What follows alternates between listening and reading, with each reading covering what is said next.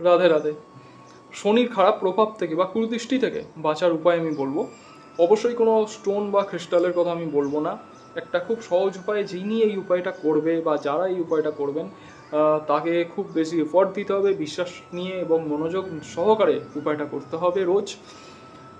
একটা কথা বলি যে শনিদেব হচ্ছে কর্মফলদাতা। তো আপনার কর্ম যদি খারাপ না থাকে, সেটা এই জন্মের হোক বা আগের জন্মের হোক, কর্ম যদি খারাপ না থাকে তো শনিদেব এখানে কিছু করে না। আপনার কর্ম খারাপ আছে মানে শনিদেব আপনাকে খারাপ প্রভাব দিচ্ছে বা কুদৃষ্টি দিচ্ছে। তো অবশ্যই উপায় করলেই হবে না, কর্মটাকে আগে ঠিক করুন। আজ থেকেই আপনার কর্ম ঠিক করুন, ধর্মভাবে চলুন, ধার্মিকভাবে চলুন, কোনো অন্যায় কাজ করবেন না। আপনি যে পজিশনে আছেন তার থেকে নিচু পজিশনে যারা আছে তাদের সঙ্গে ভালো ব্যবহার করবেন, তাদের সঙ্গে তুই তুকারি করে একদম কথা বলবেন না। মানে অনেক রিক্সাওয়ালা আছে, টোটোওয়ালা আছে, বা তো অচেনা এরকম যারা আছে আপনার থেকে অনেক নিচু পজিশনে কাজ করছে, কর্ম করে খাচ্ছে, তাদের সঙ্গে ভালোভাবে ব্যবহার করবেন, একদম তাদের সঙ্গে খারাপ ব্যবহার করবেন না।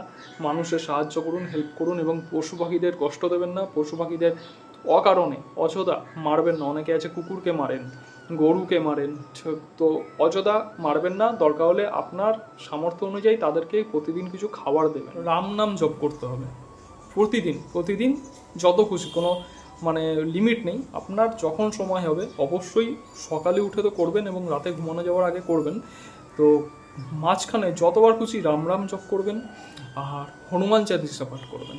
প্রতিদিন হনুমান চালিসা পাঠ করুন, কারণ এটা হনুমানজির বরদান আছে যে হনুমান ভক্ত, রাম ভক্তদের শনিদেব কখনোই মানে নিজের কুদৃষ্টি বা খারাপ প্রভাবে ফেলে না। এটা একটা বরদান আছে। রাম ভক্ত, হনুমান ভক্তকে কোনোদিনই শনিদেব নিজের কুদৃষ্টি বা খারাপ প্রভাবে ফেলবে না। তাই প্রতিদিন রাম রাম জপ করুন, হনুমান চালিসা জপ করুন, হনুমান চালিসা পাঠ করুন। অবশ্যই হনুমান চালিসা পাঠের আগে 11 বার জয় শ্রীরাম বলবেন, এবং হনুমান চালিসা পাঠের পর 11 বার জয় শ্রীরাম বলবেন। তবে এটা পুরোটা হনুমান চালিসা কমপ্লিট হয়। তো প্রতিদিন যত বেশি করে রাম রাম জপ করুন এবং হনুমান চালিসা পাঠ করুন। রাধে রাধে।